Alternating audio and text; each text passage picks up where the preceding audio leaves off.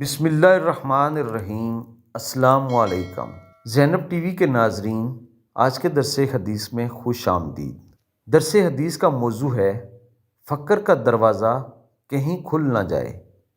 سیدنا ابو ہریرہ رضی اللہ تعالیٰ عنہ سے روایت ہے کہ رسول اللہ صلی اللہ علیہ وآلہ وسلم نے فرمایا، جو شخص بھی اپنے لیے دوسروں سے سوال کرنے کا دروازہ کھول لیتا ہے تو اللہ تعالیٰ اس کے لیے فقر کا دروازہ کھول دیتا ہے۔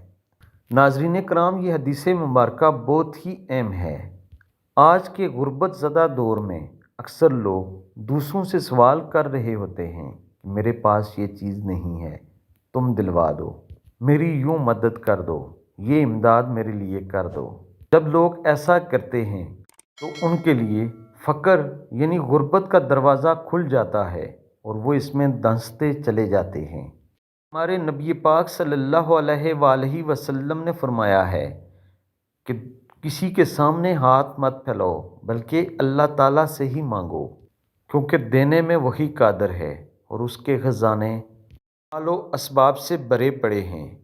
اور جب کوئی شخص اللہ تعالیٰ کو چھوڑ کر کسی اور کے سامنے ہاتھ پھیلاتا ہے بہت زیادہ گناہ گار ہوتا ہے، کیونکہ وہ اصل مالک کو چھوڑ کر ایک نقلی مالک سے مانگ رہا ہوتا ہے۔